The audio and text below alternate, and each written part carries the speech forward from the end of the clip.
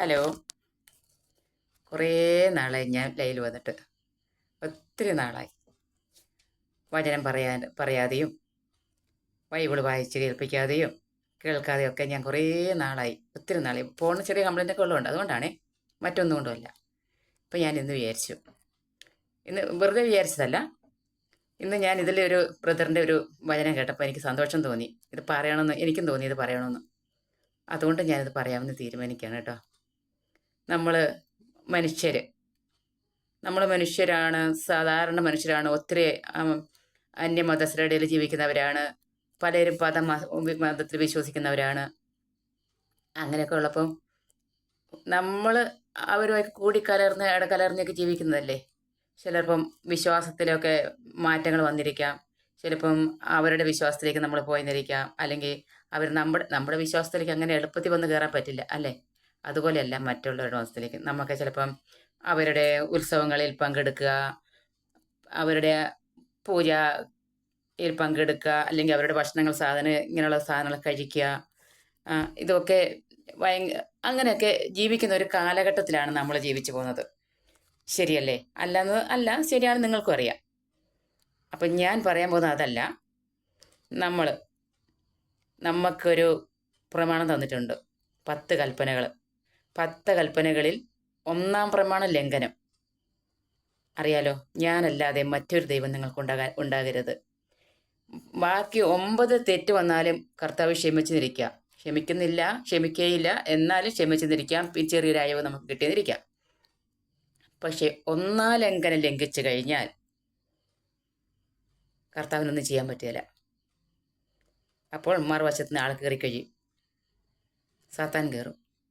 സാത്താൻ എന്ന് പറയുമ്പോൾ നമ്മൾ വെറും ഒരു കൊമ്പും കുഴലും വെച്ച് വരുന്ന പിശാചിനെയല്ല നമ്മൾ സങ്കല്പിക്കേണ്ടത്. അങ്ങനെയുണ്ട്. ഞാൻ തുറന്നു പറയാം, ലൂസിഫർ, അവൻ എന്തായാലും കയറും. കർത്താവിനെ നമ്മൾ എവിടെ എതിർക്കുന്നുവോ ആ നിമിഷം അവൻ കയറും. പിന്നെ അവൻ്റെ താണ്ഡവമായിരിക്കും നമ്മുടെ ജീവിതത്തിൽ നടക്കുന്നത്. എൻ്റെ ജീവിത അനുഭവത്തിലൂടെയൊക്കെ ഞാൻ ഒത്തിരി നിങ്ങൾക്ക് പറഞ്ഞുതരാം, ഒത്തിരി പറഞ്ഞുതരാം. എനിക്ക് പബ്ലിക്കിൽ പറയുന്നതിൽ ഒരു പേടിയോ പ്രശ്നങ്ങളോ ഒന്നുമില്ല. കർത്താവിന് നമ്മൾ ഈശോ മിശിഹ, അതായത് ക്രൂശിതനായ മിശിഹ തമ്പുരാനെ എതിർത്ത്, അല്ലെങ്കിൽ അവിടുത്തെ ഇഷ്ടങ്ങൾക്കെതിരായിട്ട്, അല്ലെങ്കിൽ അവിടുത്തെ നിയമങ്ങൾക്കെതിരായിട്ട് നമ്മൾ എന്ത് ചെയ്യുന്നുവോ ആ നിമിഷം ലൂസിഫർ കയറും.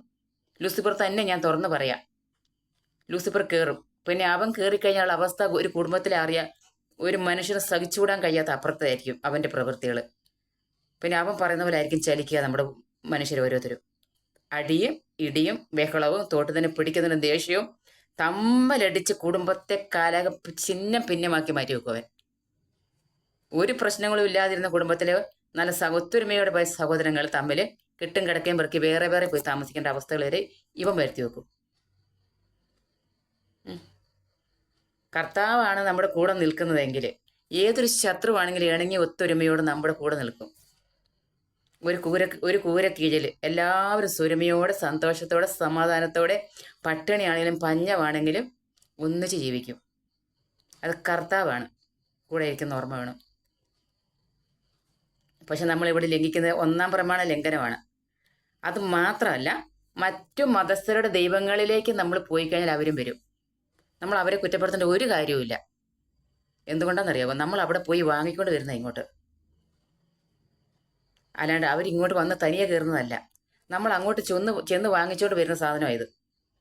അവരെ നമ്മൾ എന്തിനാ കുറ്റപ്പെടുത്തുന്നത്? എന്നാൽ ആ അന്യമതസ്ഥരെ നമ്മളൊന്ന് നോക്കിക്കേ. അവരൊരിക്കലും വന്ന് നമ്മുടെ പള്ളിയിൽ അങ്ങനെ പള്ളിയിൽ വന്നാൽ പോലും ഒരു കുർബാന സ്വീകരിക്കാൻ അവർക്ക് സാധിക്കില്ല. കർത്താവിനെ സ്വീകരിക്കാൻ സാധിക്കും, അന്യമതസ്ഥർക്ക് സാധിക്കും. നമ്മൾ ധ്യാനം കൂടുമ്പോഴൊക്കെ അച്ഛന്മാർ പറയാറില്ലേ, അക്രസ്തരും ഒഴിഞ്ഞു നിൽക്കണമെന്നും മാറി നിൽക്കണമെന്നും അല്ലാത്തവർ വന്ന് കുർബാന കൈക്കൊള്ളണം എന്നൊക്കെ പറയുന്നില്ലേ? അവർക്കത് പെട്ടെന്ന് സ്വീകരിക്കാൻ പാടില്ല എന്നുള്ള കാര്യം നമുക്കറിയാവുന്നതുകൊണ്ടല്ലേ അവരോട് മാറി നിൽക്കാൻ പറയുന്നത്.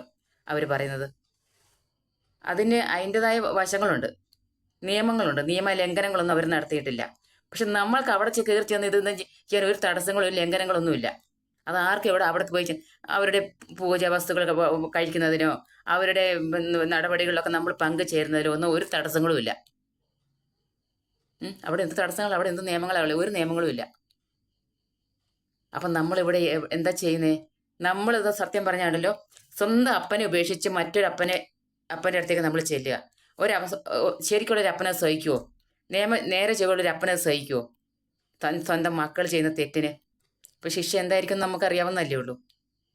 പക്ഷെ മനുഷ്യരുടെ ശിക്ഷയല്ല ദൈവത്തിൻ്റെ ശിക്ഷ. അതൊന്നും കൊണ്ടൊന്നും അവസാനിക്കുകയില്ല. ജീവിതകാലം മുഴുവൻ നരകയാതന അനുഭവിക്കേണ്ടി വരും.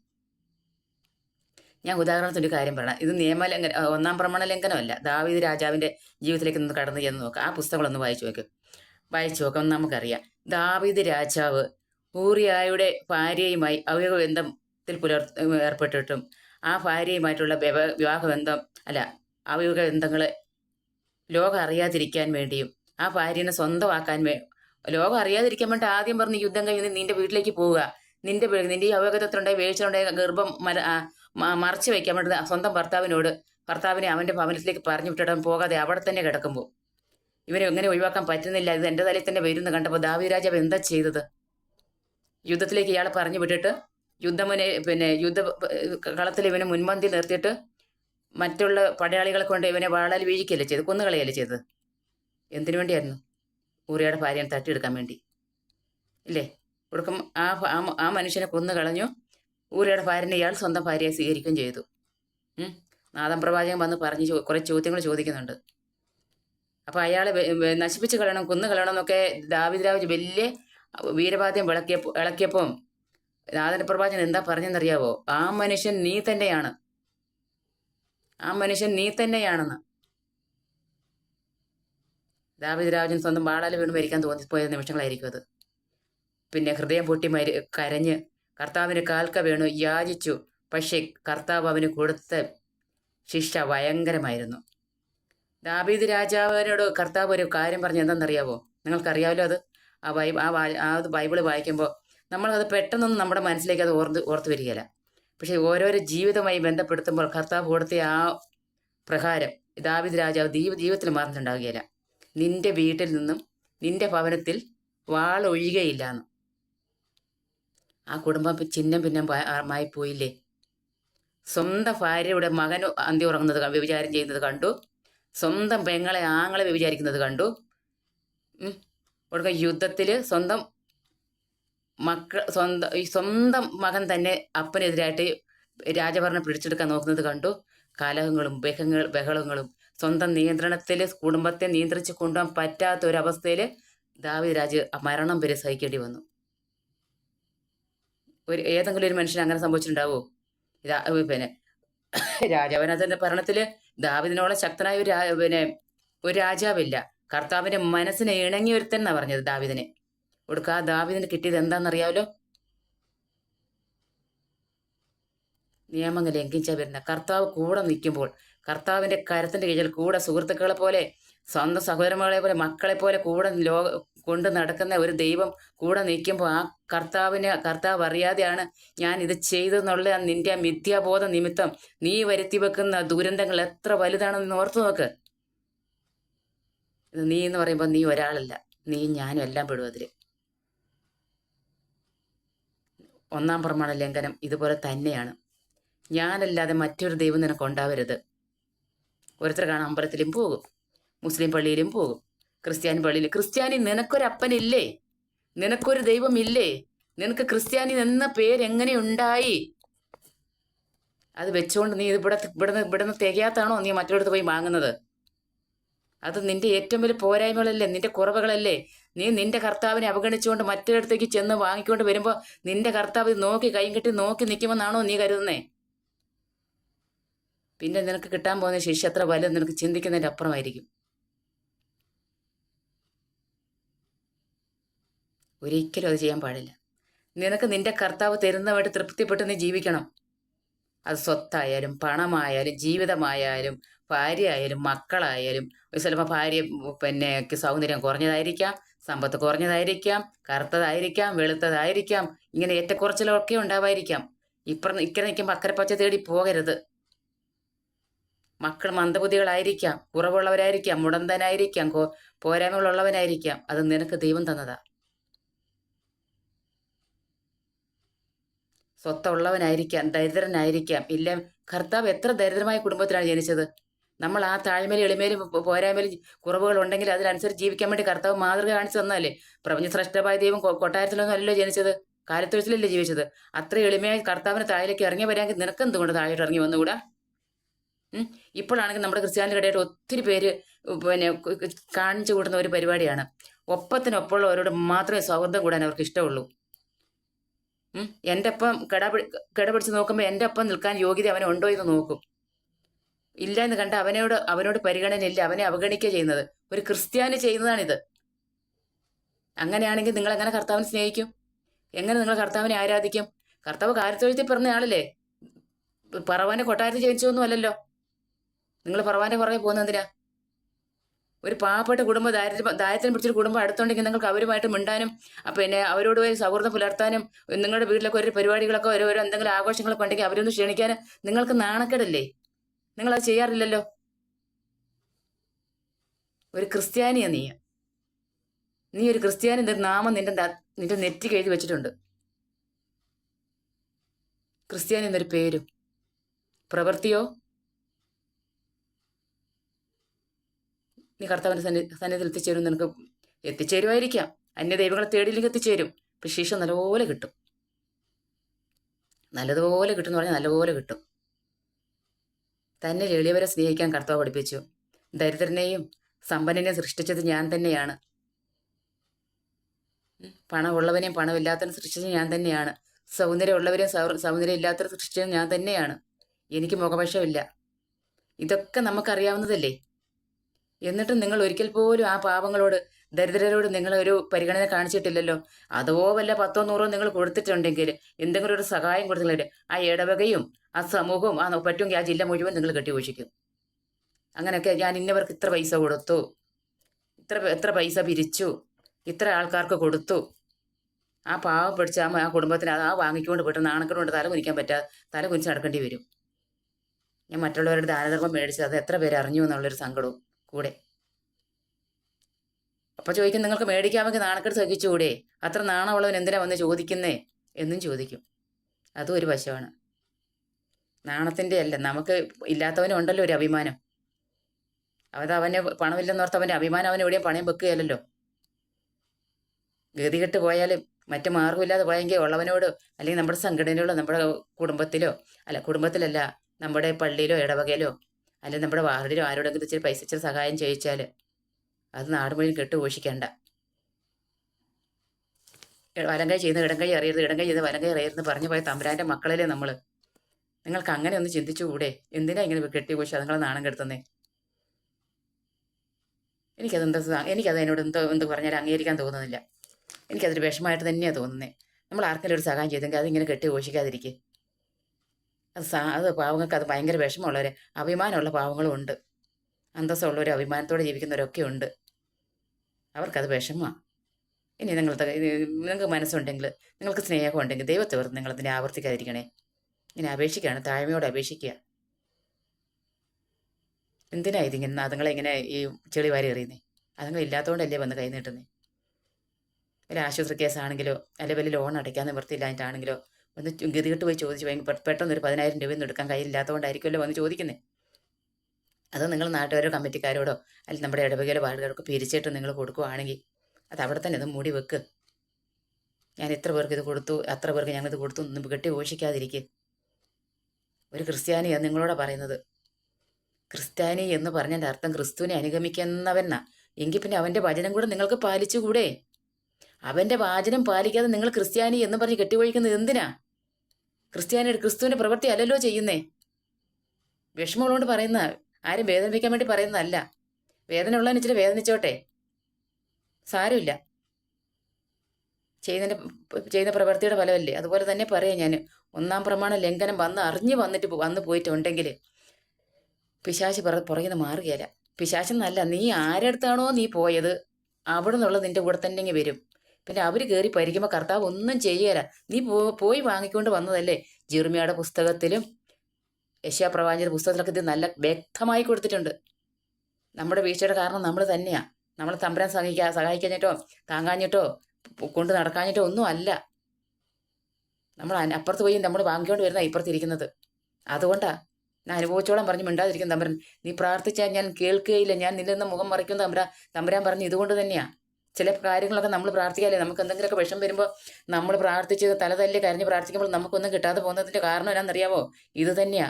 തമ്പുരാൻ കേൾക്കാഞ്ഞിട്ടൊന്നും അല്ല, തമ്പുരാൻ അറിയാൻ മേലാഞ്ഞിട്ടും അല്ല. നീ എന്നെ കൂടാതെ പോയി ചെയ്തതൊക്കെ നീ അനുഭവിച്ച് അവിടെ നിന്ന് കിട്ടുമെങ്കിൽ നീ മേടിച്ചോണ്ട് നിനക്ക് കിട്ടാൻ വേണ്ടിയാണല്ലോ നീ എന്തെങ്കിലും ആഗ്രഹം വെച്ച് പുലർത്തിട്ടാണല്ലോ നീ അവിടെ പോയത്.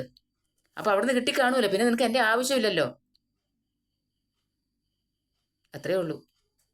അത് ആയിരിക്കും. കർത്താവ് നമ്മുടെ കൂടെ ഇല്ലാതെ പോയെങ്കിൽ നമ്മൾ അതിന് എങ്ങനെ ഒന്ന് വിവരിച്ച് പറയണമെന്ന് എനിക്കറിയത്തില്ല. ശത്രു നമ്മുടെ കുടുംബത്തിൽ കയറി കഴിഞ്ഞാലുള്ള അവസ്ഥ ഭയങ്കര ദയനീയമാണ്. പിന്നെ കരഞ്ഞും വിളിച്ച് ഏറ്റു പറഞ്ഞ് യാചിച്ചും ഒക്കെ നമ്മൾ ഇവർക്ക് വർഷങ്ങൾ പിടിക്കും.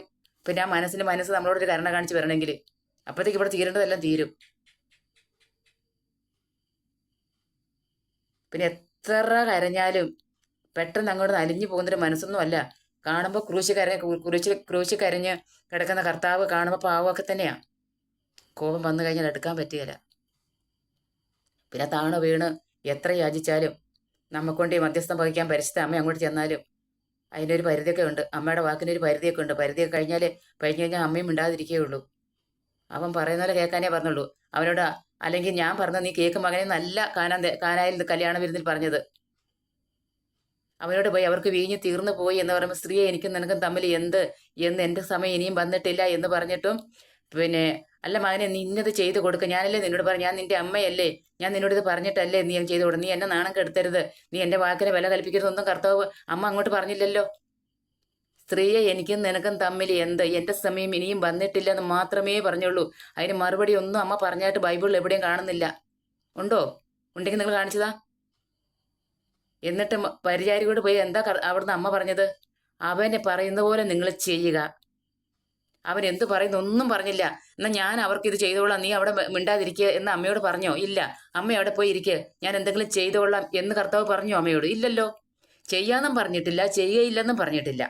എന്നിട്ടും അമ്മയ്ക്കൊരു ഉറപ്പുണ്ട്, അത് എൻ്റെ മകനാണ്, മകനിലുപരി അവൻ ദൈവമാണ്, കർത്താവാണ്, ദൈവപുത്രനാണ്, കാര്യങ്ങൾ മനസ്സിലാക്കി ചെയ്യുമെന്ന് അമ്മയ്ക്കൊരു വിശ്വാസമുണ്ട്. ആ വിശ്വാസനെ ഊട്ടിയുറപ്പിച്ചു കർത്താവ്. മനസ്സിലായില്ലേ? അവരോട് പറഞ്ഞു അവൻ പറയുന്ന പോലെ നിങ്ങൾ ചെയ്യുക എന്ന്. അമ്മയോട് പറഞ്ഞോ ഞാൻ ഇന്ന് ചെയ്യാം, അമ്മ അവിടെ പോയി ചെന്ന് പറഞ്ഞേക്കാന്നൊന്നും പറഞ്ഞില്ലല്ലോ. വാക്കൊക്കെ എത്ര കർശനമായിട്ടാണ് കർത്താവ് പ്രയോഗിച്ചത്. നിങ്ങളൊന്ന് ചിന്തിച്ച് നോക്കിക്കേ. അതുപോലെ തന്നെയാണ് ഇവിടെയും. അതുപോലെ തന്നെ അമ്മ പോയി ചിലപ്പോൾ കർത്താവിനോട് ചിലപ്പോൾ നമുക്ക് വേണ്ടി ഒന്ന് മധ്യസ്ഥം പകച്ചെന്നിരിക്കും. അത് കർശനമായിട്ടും എൻ്റെ മകനെ അവരിങ്ങനെ പറയുന്നു അങ്ങനെ പറയുന്നു, നീ ഒന്ന് അവരെ സഹായിക്കണേ, നീ അവർ ചെയ്തു കൊടുക്കണേ എന്നും പോയിട്ട് അമ്മയും പോയിട്ട് കൽപ്പിക്കൊന്നുമില്ല. അമ്മയ്ക്കറിയാം ഇത് ദൈവമാണെന്ന്. എൻ്റെ വാക്കുകൾക്ക് അതിരുകളുണ്ടെന്ന് അമ്മയ്ക്കറിയാം. അമ്മ അതിരുകൾ ഒന്നും ലംഘിച്ച് പോകുകയല്ലേ അങ്ങോട്ട്. നമ്മൾ എന്ത് കുറ്റം ചെയ്ത് കഴിച്ച് നമ്മൾ അമ്മയെ 10 കൊന്ത ചൊല്ലിയതുകൊണ്ടോ 100 കൊന്ത ചൊല്ലിക്കൊണ്ടോ, അല്ലെങ്കിൽ ഇപ്പോൾ കാണാലോ ചില ഇതിലൊക്കെ ചാനലൊക്കെ കാണാലോ 40 കൊന്ത ചൊല്ലാനും 40 സ്വർഗസ്നായ പിതാവ് ചൊല്ലാനും പിന്നെ 100 സ്വർഗസ്നായ പിതാവ് ചൊല്ലാനും 110 കൊന്ത ചൊല്ലാനും ഒക്കെ കാണിക്കുന്നുണ്ടല്ലോ. അതുകൊണ്ടൊന്നൊരു കാര്യമൊന്നുമില്ല. അമ്മ പറയുക മാത്രമേ ഉള്ളൂ. അവർ ഇത്ര എൻ്റെ അടുത്ത് വന്ന് കൊന്ത ചൊല്ലിയിട്ടുണ്ട്, അല്ലെങ്കിൽ ഇത്ര സ്വർഗസ്നായ പിതാവ് ചൊല്ലിയോടെന്ന് പറഞ്ഞ് അവിടെ കണക്കുകൊണ്ട് അങ്ങോട്ട് ചെന്നാൽ ഓടിക്കും അവിടുന്ന്. അത്രയ്ക്കും കർശനമാണ് കർത്താവ്. നമ്മൾ കാണുന്ന പോലൊന്നും അല്ല. അതുകൊണ്ടാണ് പറഞ്ഞു ഒന്നാറില്ല പ്രമാണം ലംഘിച്ച് പോയവർ ഇനി ഒരിക്കലും അത് ആവർത്തിക്കാതിരിക്കാൻ ചെല്ലുക. നിങ്ങൾക്കൊരു ദൈവമുണ്ട്, നിങ്ങൾ അവിടെ തന്നെ ഉറച്ചു നിൽക്കണം. നിങ്ങളുടെ കർത്താവ് പറയുന്നില്ലേ, എൻ്റെ രക്ഷിക്കാൻ കഴിയാത്ത വിധം എൻ്റെ കരങ്ങൾ കുറുകിപ്പോയിട്ടില്ല, കേൾക്കാൻ കഴിയാത്ത വിധം എൻ്റെ കാതിന് മാന്ദ്യം സംഭവിച്ചിട്ടില്ല. ഇതെല്ലാം എനിക്ക് കാണാനും കേൾക്കാനും എല്ലാം എനിക്ക് കഴിയുന്നുണ്ട്. പക്ഷെ നീ നിന്റെ പാപമാണ് എന്നെ നിന്നെ തമ്മിൽ അകറ്റി നിർത്തിയിരിക്കുന്നത്. നീ നിന്റെ പാപം ആദ്യം കഴുകിക്കളയുക, നീ നിന്നെ തന്നെ വെടിപ്പാക്കുക, എന്നിട്ട് വന്ന് നീ എന്നോട് പ്രാർത്ഥിക്കുക. ചിലപ്പോൾ ഇന്നിപ്പോൾ ഞാൻ പറഞ്ഞ കേക്ക് നിങ്ങളൊന്ന് ശ്രദ്ധിച്ച് നോക്കണേ. ഇന്നിപ്പോൾ ഞാൻ എന്തെങ്കിലും തെറ്റ് ചെയ്തിട്ടുണ്ടെങ്കിൽ എൻ്റെ മക്കളും മക്കളുടെ മക്കളും ഇത് അനുഭവിച്ചുകൊണ്ടിരിക്കുന്നതായിരിക്കും. പക്ഷെ മക്കൾ അറിയുന്നുണ്ടോ ഇതിങ്ങനെ? ഇപ്പം ഞാൻ എനിക്കെന്തെങ്കിലും വിപത്ത് വരുന്നുണ്ടെങ്കിൽ എൻ്റെ കാരണന്മാരുടെ ഭാഗത്തുള്ള വീഴ്ചകളായിരിക്കും അത്. ഞാൻ അറിയുന്നുണ്ടോ ഇത് എന്തുകൊണ്ടാണ് ഞാനിങ്ങനെ കരഞ്ഞും പിഴിഞ്ഞും ഞാനും ഇങ്ങനെ നടക്കും. ദൈവമേ ഇതെന്താ ഇങ്ങനെ എനിക്ക് പറ്റുന്നത്? ഞാൻ എത്ര നന്മ ചെയ്തിട്ടും എനിക്ക് ഇങ്ങനെയാണല്ലോ വരുന്നത്, അങ്ങനെയാണല്ലോ ഇങ്ങനെ എൻ്റെ പ്രാർത്ഥന തമ്പുരാൻ കേൾക്കുന്നില്ലോ. എന്തുകൊണ്ടാണ് ഇവിടെ തടസ്സം കിടക്കുക? മാതാപിതാക്കളും മക്കളും പിന്നെ എൻ്റെ അനുഗ്രഹം 1000 തലമുറ വരെയും എൻ്റെ ശാപം 6 തലമുറ വരെ എന്ന് പറയുമ്പോൾ മക്കൾ അങ്ങനെ ഞാൻ മുതൽ ഇനി 6 തലമുറ വരെ ഈ ശാപം ഇങ്ങനെ കിടക്കുകയല്ലേ. അത് മാറിപ്പോകാതെ ഞാൻ എന്ത് പ്രാർത്ഥന എന്താ കാര്യം? അതിന് ഞാൻ പ്രാർത്ഥന ചെയ്തിട്ടില്ല. എൻ്റെ മാതാപിതാക്കൾ പ്രാർത്ഥന ചെയ്തിട്ടില്ല. അവർ ഏതോ കൊണ്ടൊക്കെ ഉണ്ടാക്കി വെച്ചിട്ട് അവർ ചത്തു തൊലഞ്ഞു പോയി. മനസ്സിലായില്ലേ? അപ്പം നമ്മൾ അത് കണ്ടെത്താൻ ശ്രമിക്കണം. അപ്പം നമ്മൾക്ക് ബൈബിൾ വായിക്കും. ബൈബിളിൽ കൊടുക്കാത്തതൊന്നുമില്ല ഒരു മനുഷ്യൻ്റെ ജീവിതത്തിൽ. അതിൻ്റെ അപ്പുറത്തുള്ളത് ബൈബിളിലുണ്ട്. ബൈബിളിൽ നമ്മൾ ചികഞ്ഞെടുത്ത് നമ്മൾ കണ്ടെത്തണം. ദൈവം എൻ്റെ കുറവുകൾക്ക് എന്താണ്, ഇനി അതോ എൻ്റെ മാതാപിതാക്കളുടെ പക്ഷത്ത് എന്താണ് പറ്റിയത്, അത് ഞാൻ പ്രാർത്ഥിച്ച് പ്രായശ്ചിത്തം ചെയ്യാം കർത്താവിൻ്റെ മുമ്പിൽ. ഏറ്റുപറഞ്ഞ് പ്രാർത്ഥിക്ക്.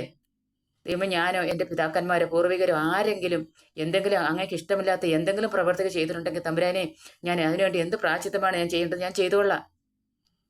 കരഞ്ഞ് പ്രാർത്ഥിക്ക്. ഈ പരിഹാരം ഉണ്ടാകും. തമ്പുരാൻ അപ്പുറം പ്രവർത്തിക്കുകയും ചെയ്യും നമുക്ക് വേണ്ടി.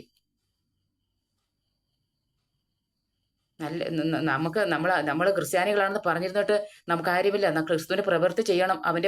അവന്റെ നിയമങ്ങൾ പാലിക്കണം. അവന്റെ ഉടമ്പടികൾ പാലിക്കണം. അത് ലംഘിക്കുമ്പോഴാണ് ഇവിടെ പ്രശ്നങ്ങൾ ഉണ്ടാകുന്നത്. തടസ്സങ്ങളുടെ ഞാനും നീയും തമ്മിലുള്ള വിടവിനുള്ള കാരണം എന്താ? എന്നെ നിന്നിൽ നിന്ന് അകറ്റിയത് എന്ത് കാരണങ്ങളാണ്? നീ എന്നെ കൂടാതെ നീ എന്താണ് ചെയ്തത്? ഇതൊക്കെ കർത്താവ് ചോദിക്കും. അതാണ് പേടിപ്പെടുത്തുന്ന സംഭവങ്ങൾ. പേടിച്ചു പോവും ചില കാര്യങ്ങളിൽ. നമ്മളുടെ പിതാക്കാർ നമ്മളിലൂടെ വന്ന കുറ്റങ്ങളും കുറവുകളും ആ അകലച്ച ആ വിടവുകൾ നമ്മൾ നികത്തണം ആദ്യം. എന്നിട്ട് തമ്പുരാനോട് പ്രാർത്ഥിച്ച് നോക്കിക്കേ, അതിനുള്ള മറുപടി കിട്ടുമോ ഇല്ലെന്ന് അന്നേരം അറിയാം. ഇത് ഞാൻ പറഞ്ഞത് തെറ്റാണോ ശരിയാണോ നിങ്ങൾക്ക് തന്നെ ഒന്ന് ആലോചിച്ചാൽ മനസ്സിലാവുന്നതേ ഉള്ളൂ. ആലോചിച്ച് നോക്കിക്കേ, ഇത് ശരിയാണോ തെറ്റാണോ എന്ന്. ഒന്നാം പ്രമാണ ലംഘനം ഉണ്ടാവരുത്. ബാക്കി എന്ത് തെറ്റ് ചെയ്താലും കർത്താവ് നമ്മുടെ കൂടെ തന്നെ ഉണ്ടല്ലോ. എൻ്റെ ദൈവം ഇപ്പം ഞാൻ പറയട്ടെ, എൻ്റെ അപ്പൻ എൻ്റെ കൂടെ നിന്നുകൊണ്ട് ഞാൻ എന്തെങ്കിലുമൊക്കെ കുരുത്തക്കേട് കാണിച്ചാലും ദേഷ്യപ്പെട്ട് എന്തെങ്കിലുമൊക്കെ പറയുകയോ പ്രവർത്തിയോ ചെയ്താലും അന്നേരം അപ്പൻ്റെ അടുത്ത് പോയിട്ട്, അപ്പാ ഞാൻ ഇങ്ങനെ ചെയ്തിട്ട് ക്ഷമിക്കണേ എന്ന്, അല്ലെങ്കിൽ കൂടെ നിന്നുകൊണ്ട് കർത്താവേ എൻ്റെ തെറ്റിന് മാപ്പ് തരണേ, അറിവില്ല ചെയ്തു പോയതാണേന്ന് പറഞ്ഞ് ക്ഷമിക്കും.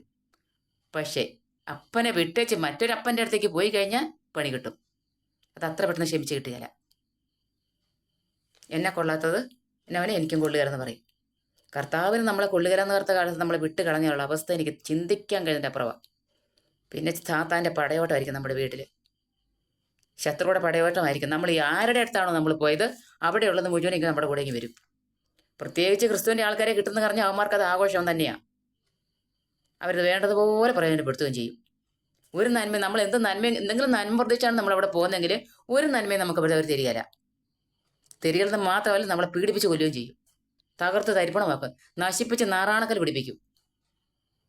അവർക്കറിയാം ക്രിസ്തുവിനെ വിട്ടേച്ച് അവർക്ക് നമ്മുടെ അടുത്തേക്ക് വരേണ്ട. അവർ പോലും ക്രിസ്തുവിനെ ബഹുമാനിക്കുന്നതാണ്. അവർ പോലും, ആ ദേവന്മാർ പോലും ക്രിസ്തുവിനെ ബഹുമാനിക്കുന്നവരാണ്, അനുസരിക്കുന്നവരാണ്. എന്നിട്ടാണ് ഇവിടുന്ന് പോരാൻ അങ്ങോട്ട് ചെല്ലുന്നത്. അതറിയണം. ഈ ഒരു കാര്യത്തിൽ ഞാൻ ആര് തെറ്റ് ചെയ്താലും, ഞാൻ തന്നെ തെറ്റ് ചെയ്താണെങ്കിൽ പോലും എനിക്ക് എന്നോട് പോലും കലിപ്പും വെറുപ്പുക.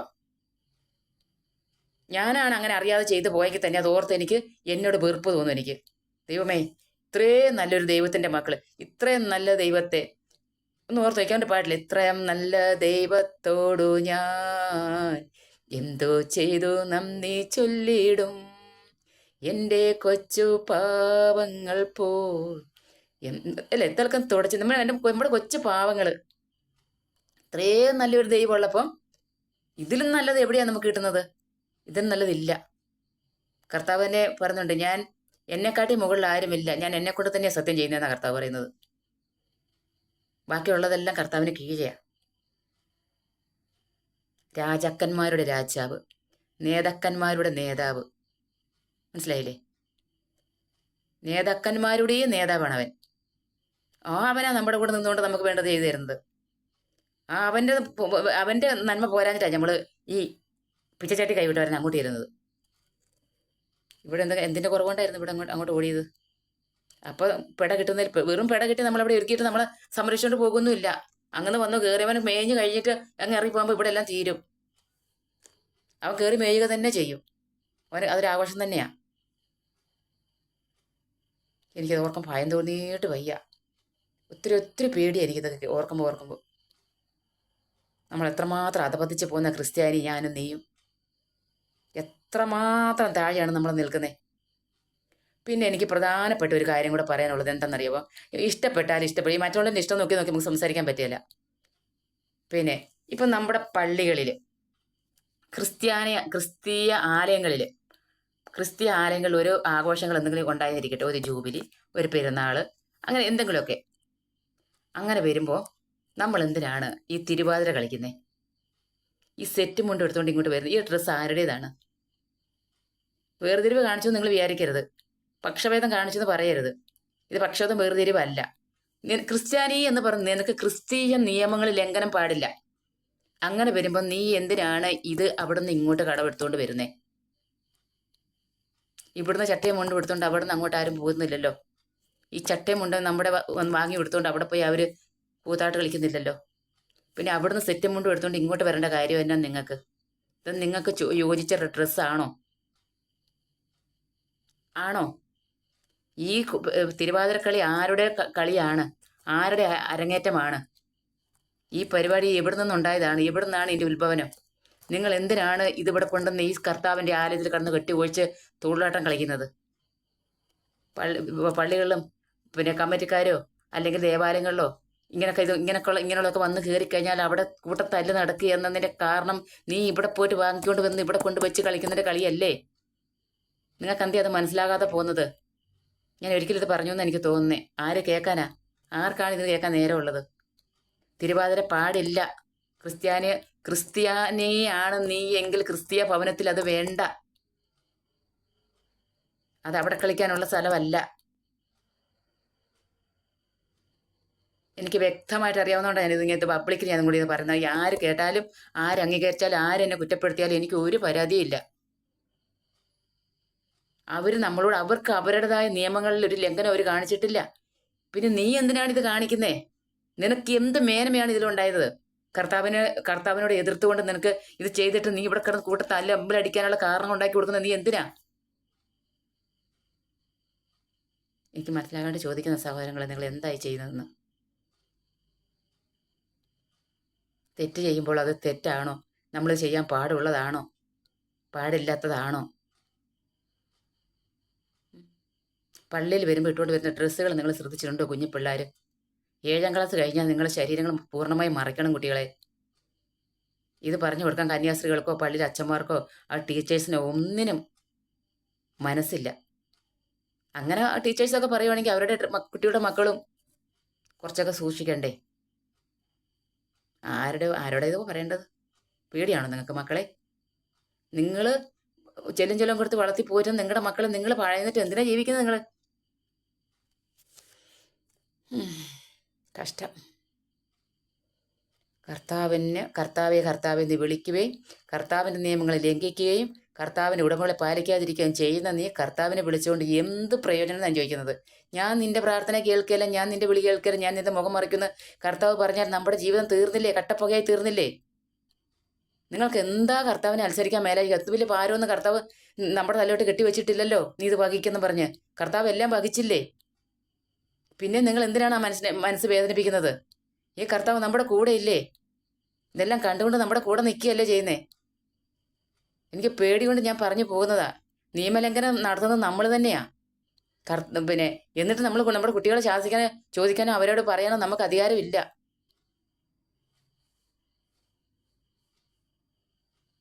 പിള്ളേർ തിരിച്ചു ചോദിച്ചാൽ മറുപടി പറയേണ്ടി വരും. ഞാൻ നാളെ വചനമൊക്കെ വായിച്ച് ഓരോന്നോരോന്നോരോന്ന് ഞാൻ ചൂണ്ടിക്കാട്ടി ഞാൻ പറയാം. അപ്പം നിങ്ങൾ നിങ്ങളുടെ വീട്ടിലെ ബൈബിളൊക്കെ എടുത്ത് മനസ്സുണ്ടെങ്കിൽ തുറന്ന് നോക്കണം. ഞാനിന്ന് ബൈബിൾ എടുത്തിട്ടേ ഇല്ല. പറ്റുമെങ്കിൽ യശപ്രവാചൻ്റെ പുസ്തകം 13 എത്രയാ 16 17 അങ്ങനെ എന്തോ ഉണ്ട്. 3-ാം അധ്യായം നിങ്ങൾക്ക് വായിക്കണം കേട്ടോ. അത് ഒരു ചടങ്ങിന് വേണ്ടി ഒരു അലങ്കാരത്തിന് വീട്ടിൽ വെക്കാനുള്ളതല്ല ബൈബിള്. അത് വായിച്ച് നമ്മുടെ ജീവിതങ്ങളൊക്കെ അതനുസരിച്ച് ക്രമപ്പെടുത്താനുള്ളതാണ്. ഒരു അലങ്കാരത്തിന് കൊണ്ട് വെക്കാനുള്ളതല്ല. എൻ്റെ വീട്ടിലും ബൈബിളുണ്ടെന്ന് ക്യാമറ പറയാനുള്ളതല്ല. മറ്റുള്ളവരെ ബോധിപ്പിക്കാൻ വേണ്ടിയുള്ളതും അല്ല ഈ സാധനം. അത് വായിച്ചിട്ട് നിന്റെ മക്കളെയും നീയും നിന്റെ മക്കളും ആ വഴിയിൽ ആ കർത്താവിൻ്റെ ചുവടിലൂടെ പോകാൻ വേണ്ടിയിട്ടാ, ആ പാത പിന്തുടരാൻ വേണ്ടിയിട്ടാ. അതൊരു അലങ്കാരത്തിനുള്ളത് അല്ലത്. അത് വായിച്ച് പ്രാർത്ഥിക്കുന്ന എന്തൊക്കെയാണെന്ന് ആർക്കറിയാം. സന്ധ്യാപ്രാർത്ഥന ഇല്ലാത്ത എത്രയോ പാനങ്ങളുണ്ട് ഇപ്പോഴും. എന്നിട്ടും അതവിടെ വായിച്ച് മടക്കി വെച്ച് നിന്റെ ജീവിതം പഴയതുപോലെ തന്നെ. ലോകത്തിൻ്റെ പുറകെ ഓട്ടം. നമ്മൾ സ്വയം നന്നായിട്ട് വേണം മറ്റുള്ളവരെ നന്നാക്കാൻ. നമുക്കിപ്പം ആരെ പിടിച്ച് ഇങ്ങനെ ചെയ്യ് എന്നും പറഞ്ഞ് നന്നാക്കാനിരിക്കുന്ന തലയ്ക്കകത്തിരിക്കുന്ന കളിമണ്ണൊന്നും അല്ലല്ലോ. ഇതിൽ എന്തൊക്കെയോ കാര്യമുണ്ടെന്ന് നമുക്ക് ചിന്തിക്കാനുള്ള സാമാന്യ ബുദ്ധിയൊക്കെ നമുക്ക് എല്ലാവർക്കും ഉണ്ടല്ലോ. അതനുസരിച്ച് പ്രവർത്തിക്കും. പിന്നെ വീണ് പോയിട്ട് മുങ്ങിയിട്ട് കാര്യമൊന്നുമില്ല. ഇത് താങ്ങാൻ തമ്പുരാൻ കൈ നീട്ടി തരികയില്ല. അതിപ്പോൾ ഞാനായാലും നിങ്ങളായാലും ആരായാലും. മനസ്സുള്ളവർ കേൾക്കുക. ഇതിൻ്റെ ബാക്കി നാളെ പറയാം കേട്ടോ. അല്ലാതെ രക്ഷയില്ല. കഷ്ടപ്പെടണമെങ്കിൽ മതി.